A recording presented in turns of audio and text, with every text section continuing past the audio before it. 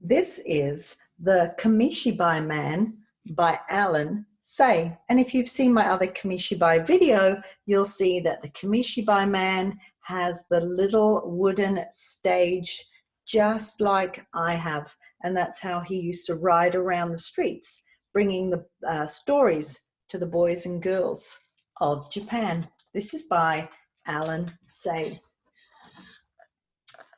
Not so long ago in Japan, in a small house on a hillside, there lived an old man and his wife. Even though they had never had children of their own, they called each other Jishan and Bashan. Jishan is grandpa and Bashan is grandma. One day, Bashan said, "Jishan, you haven't said a word in 3 days."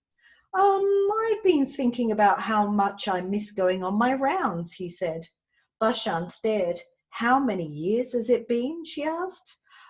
Yes, quite a while, but my legs are good and I've kept the bicycle in good order."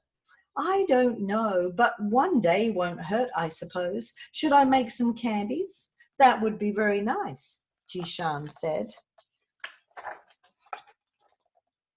The next day, Jishan rode his bicycle down the hillside in the first light of morning. How many years has it been?" he asked himself. "And do I remember such a fine morning, all so fresh and young? Well, good morning to you, rickety old bridge, still going strong after all these years." He began to hum a tune that his mother used to sing when he was a small boy. When he came to the city, he stopped humming. "This isn't right," he said. "I must have taken a wrong turn. But there's that old house I used to go by every afternoon."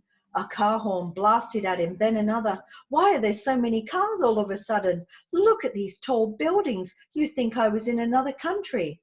A truck blasted its horn behind him. He's in the busy traffic. He pulled into a vacant lot and panted. "Can't a man ride his bicycle in peace? Don't remember such rude drivers." Catching his breath, he looked across the street and gaped. "Can this be? There's that old noodle shop. Used to be the only building here. That and a nice park all around. Now look at all these shops and restaurants. They chopped down all those beautiful trees for them. Who needs to buy so many things and eat so many different foods?" Shaking his head, he slowly took the canvas off the box on his bicycle. He propped up the stage and checked the story cards inside, patting each painting. Then he opened the bottom drawer in the box. You little jewels," he said, and started to hum again. "Thank you, Bashan. You make good candies, just like the old days." From the top drawer, he took out 2 wooden blocks and holding one in each hand, and he hit them together. A sharp, loud crack rang out. "Come gather round, little ones. Your Kamishibai Man is here again. Clack, clack. Come get your sweets and listen to my stories. Clack, clack, clack." "Ah, yes, I can see you now, all your bright faces, clasping coins in your little hands. So happy to hear my clappers. So happy to see your Kamishibai Man."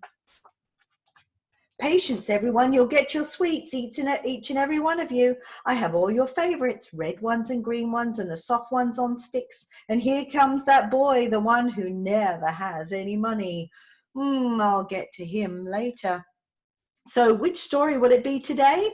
The mighty peach boy born from a giant peach? But wait, let's start at the beginning. Long, long ago, there once lived an old man and his wife who had no children. After the peach boy, the bamboo princess was a nice change, a gentle story. Then my favorite, the old man who made cherry trees bloom. And when I was finished, you all went home happy, except for that poor boy. "Would you like a candy?" I asked once. He said, "I don't like candies," and ran away. Then one night I was going home and saw a crowd of people gathered in front of a shop.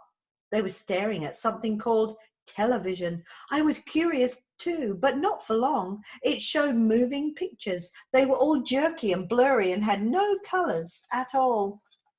It wasn't long after that when television antennas started to sprout from the rooftops like weeds in the springtime. And the more they grew, the fewer boys and girls came out to listen to my stories. How can they like those blurry pictures better than my beautiful paintings? I asked. But there was nothing to be done. As I went around the familiar neighborhoods, the children started to act as though they didn't know me anymore. Even so, I went on clacking my clappers, and one day a little girl poked her head out the window and shushed me. Imagine a little girl shushing me. The Kamishibai Man was making too much noise. I sat on a park bench and ate a candy for lunch. How could the world change so quickly? Was I a bad storyteller? Then that boy came, the boy who didn't like candies. Why aren't you watching television? I asked. I don't like television, he said. But you like my stories, I said. And he nodded his little head.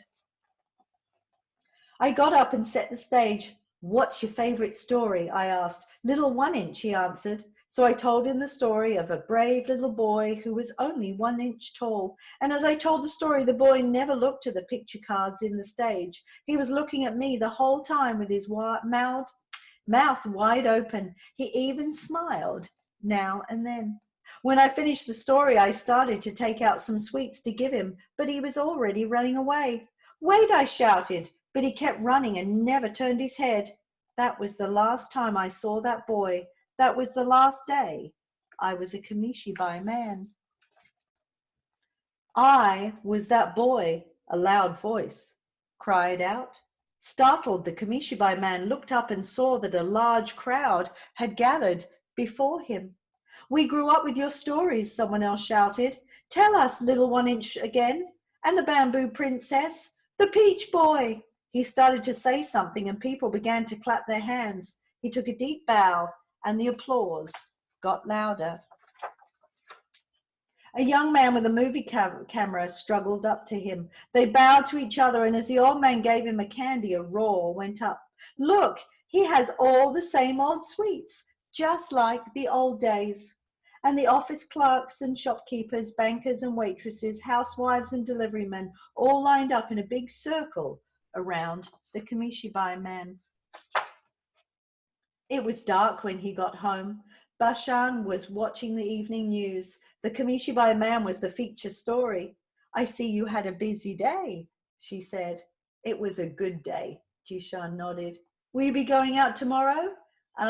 Yes, and the day after. Then you need more sweets. That would be very nice. Could you make it twice the usual amount? I'll see if I have enough sugar, she said, and shut the television off. And that is the end of the Kamishibai Man.